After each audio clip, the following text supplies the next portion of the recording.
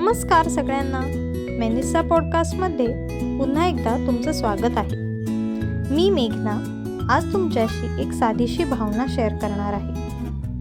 दुबईमध्ये कुटुंबासोबत फिरण्याची ही एखादी योजना नाही किंवा मार्गदर्शनही नाही, तर एक अनुभव आहे.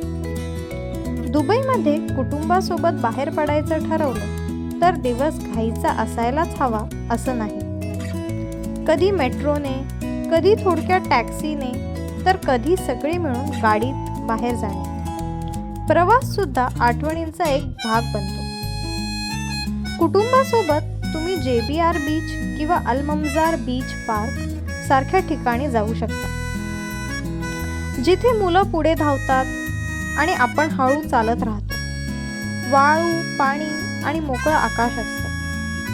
काही खास करावं लागत नाही. बसून खाणं, गप्पा आणि लाटा पाहणं एवढंच पुरेसं असतं. कधी कधी तुम्ही जबील पार्क किंवा क्रीक पार्क निवडू शकता.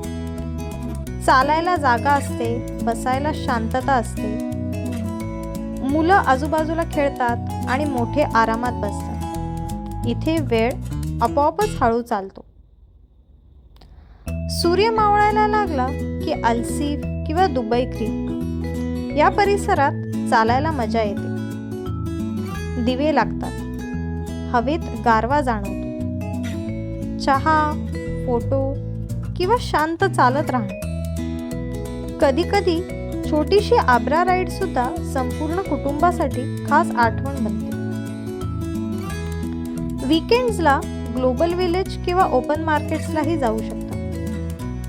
वेगवेगळ्या देशांचं खाणं, संगीत, दिवे, प्रत्येक वयोगटासाठी काहीतरी असतं. दुबईमध्ये कुटुंबासोबत फिरायला मोठ्या योजना कराव्या लागतात असं नाही. एकच कोणतेही ठिकाण निवडा, काही तास घालवा आणि मन भरून घरी परत या. महत्त्वाचं हे नाही की तुम्ही किती दूर गेलात, महत्त्वाचं आहे तुम्ही कोणासोबत गेलात. आजचा एपिसोड ऐकल्याबद्दल धन्यवाद.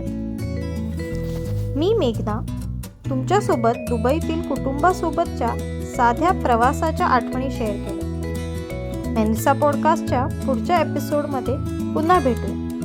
धन्यवाद.